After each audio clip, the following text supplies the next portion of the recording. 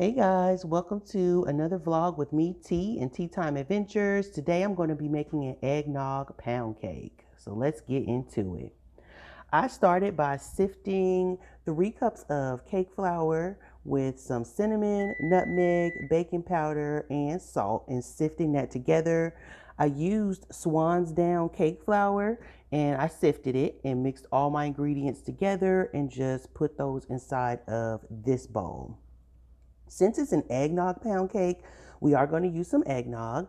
I have here some local eggnog that I'm using, and the reason why the bottle is empty is because I've already put it into this cup, my eggnog, which was 1 cup of eggnog, and I used some pure vanilla and also some bakery emulsion, and I put that inside of here so that it's ready to go. So my oven is already preset at 325 and it's preheating and waiting for me. I also have here 3 cups of sugar in the bowl. I have 3 sticks of butter, which are very room temperature and soft, as you can see how malleable it is. I have 5 eggs here that are going to go into the cake.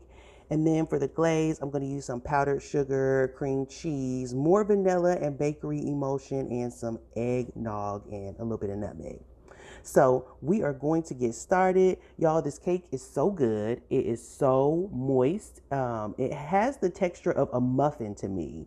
The softness of the cake, it is really, really good. So let's get started. The 3 sticks of butter are in my mixer. They were room temperature, so I'm able to just turn it on and let this butter just mix for about maybe a minute or so before I start slowly pouring in the sugar. All right, so now that that butter is good and soft, I'm just going to turn the mixer down a little bit and maybe turn it up a little bit. There we go. And start slowly pouring in the sugar.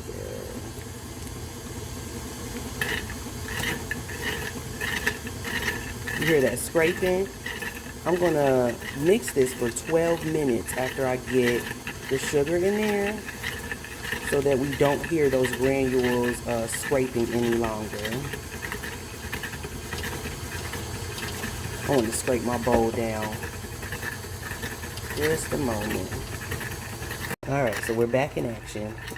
And I scraped a little bit. Still have a lot of sugar to go, so I'm just going to pour it slowly. Turn it up a bit.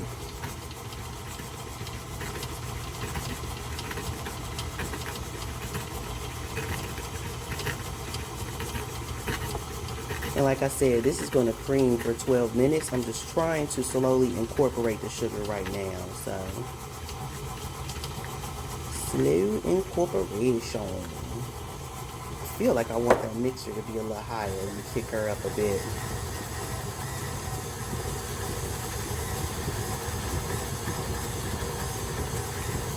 And I'm going to set my timer for 12 minutes for that to keep creaming together. So 12 minutes. Mixing, butter and sugar.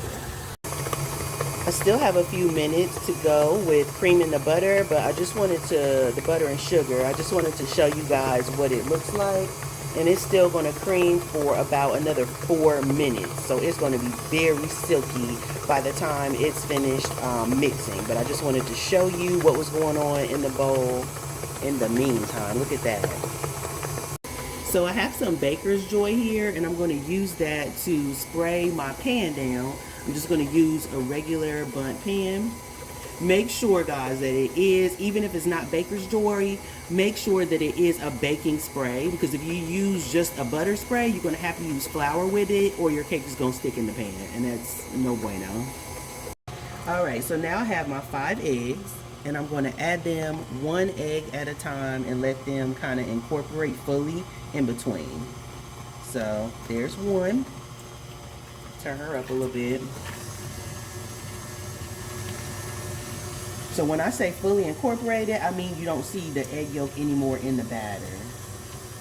Here is, that was kind of 2. So I'm going to let that mix for a little longer. Get the residue off.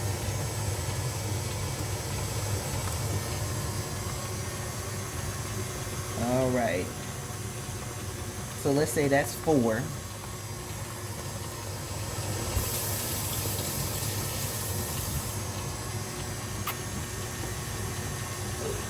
I'm gonna let that mix a little more because I still see a little egg on the side. All right, and here is 5. I'm gonna let all that yolk run in there for as much as I can, and then scrape the bowl down before I do my dry ingredients. So now I'm going to start adding the sifted flour and nutmeg and baking powder and cinnamon mixture that I sifted earlier. I'm going to start adding that to the butter and sugar and eggs, and I'm going to start with flour and then alternate the eggnog mixture that has the bakery emulsion in it and the vanilla flavoring. I'll put the steps in the description box, but just letting you know what I'm doing before I do it so you can follow along. Remember, we're going to start with flour and end with flour slowly.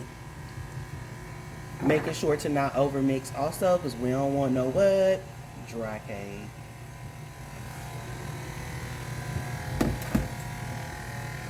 Kind of let that go in. And I'm just going to show you the beginning and then I'll kind of cut it and come back to you when I'm ready to pour the batter into the sprayed or prepared cake pan. So just a little eggnog at a time. Keep it moist. Go back in with my flour and just keep going back and forth between the two. All right, I'll be back with y'all in just a moment.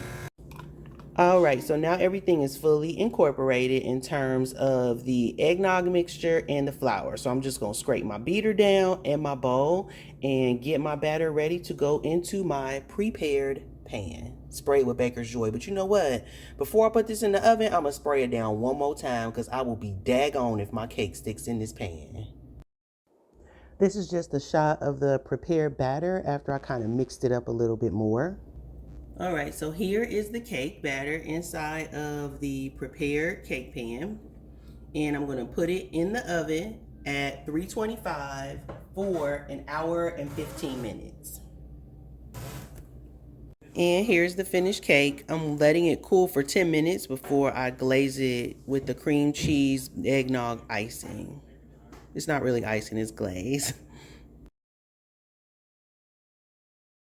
And here it is, the finished cake, my eggnog pound cake. Thanks for watching, everyone. Tea Time Adventures. Don't forget to like, comment, and subscribe. Bye.